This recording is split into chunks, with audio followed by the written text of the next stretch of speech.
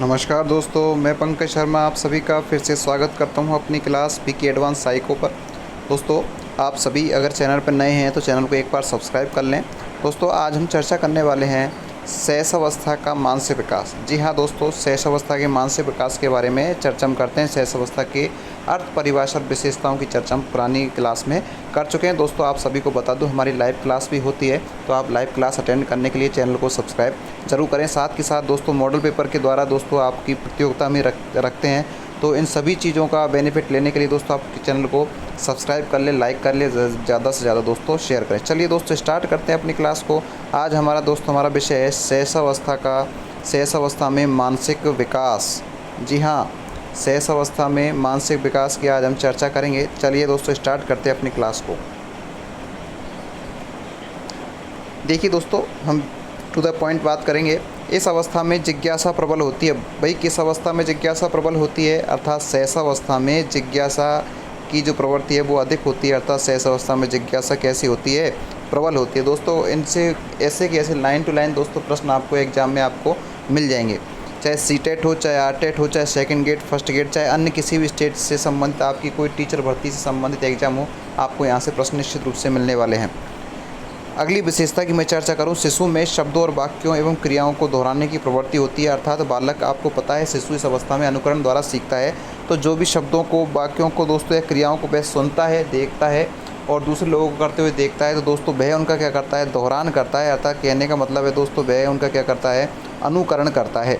ठीक दोस्तों, अगली विशेषता हम चर्चा करते हैं। तीसरी विशेषता, शैशवावस्था में शिशु में पर निर्भरता। यहाँ पर शब्द दोस्तों देखिए, महत्वपूर्ण शब्द है पर निर्भरता। अर्थात बालक इस अवस्था में छोटा होता है, शिशु है, तो वह दूसरों पर निर्भरता का मतलब क्या होता है?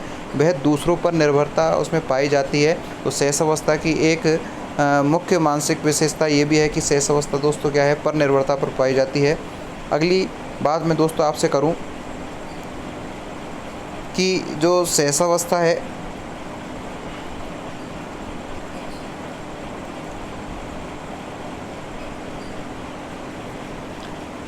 आत्म प्रेम की भावना पाई जाती है। शैशवावस्था में दोस्तों किसकी भावना पाई जाती है? आत्म प्रेम की शैशवावस्था में भावना पाई जाती है, जिसे स्वयं प्रेम या नार्सिसिज्म भी कहते हैं।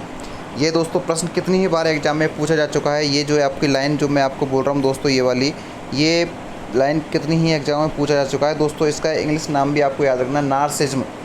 इसे दोस्तों नार्सिज्म भी कहते हैं, आप इसे याद रखें, नार्सिज्म। ठीक, नार्सिज्म भी आप इसे याद रखें। आत्म प्रेम की भावना से तात्पर्य कि बालक केवल यहाँ अपने आप में ही खोया रहता है। बालक स्वार्थी होता है, स्वयं प्रेम करता है, अपने आप से ही प्रेम करता है। उसे जो वस्तु, जो चीज़, जो खिलौने उसे चाहिए वो चाहिए, उसे किसी और से लेना देना नहीं होता है। इसलिए दोस्तों ये प्रश्न बार बार पूछा जाता है, स्वयं प्रेम से संबंधित, जिसे इंग्लिश में नार्सिसिज्म कहा जाता है। चलिए दोस्तों, महत्वपूर्ण है, मोस्ट लगा लें आप इस लाइन को। शैशवावस्था में व्यवहार मूल प्रवृत्तियों पर आधारित होता है। मूल प्रवृत्ति अर्थात मैंने आपको बताया, बालक की जो भी मूल प्रवृत्तियाँ हैं उस पर बालक का व्यवहार निर्धारित होता है। अर्थात बालक दूसरे की परवाह नहीं करता, केवल स्वयं से मतलब रखता है। स्वार्थी बालक इस अवस्था में होता है। ये देखिए, जन्म के समय उत्तेजना नामक संवेग पाया जाता है। दोस्तों ये प्रश्न भी जितना ये महत्वपूर्ण है उतना ही सेम दोस्तों ये भी महत्वपूर्ण है। ये प्रश्न भी काफ़ी बार एग्जाम पूछा है। ये शब्द आपसे पूछा गया है कि जन्म के समय बालक में पाया जो संवेग पाया जाता है वो कौन सा होता है? दोस्तों आपको आंसर देना है उत्तेजना, महत्वपूर्ण चीज़ है।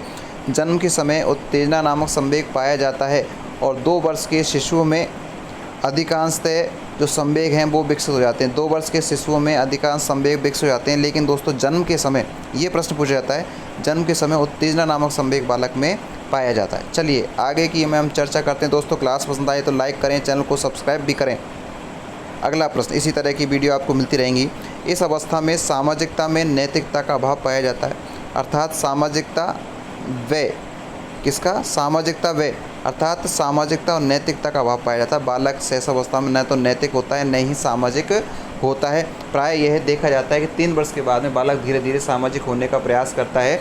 लेकिन पर्टिकुलर हमें याद रखना है कि इस अवस्था में सामाजिकता व नैतिकता क्या पाया जाता है? अभाव पाया जाता है।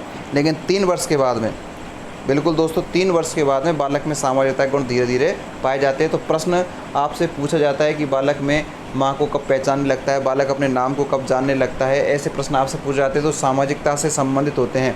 तो अगर ऐसे प्रश्न पूछे जाते हैं तो दोस्तों निश्चित रूप से वहाँ 3 वर्ष के बाद की आपको एज मिल जाएगी या आपको वो प्रारंभ माह से आपसे पूछेगा।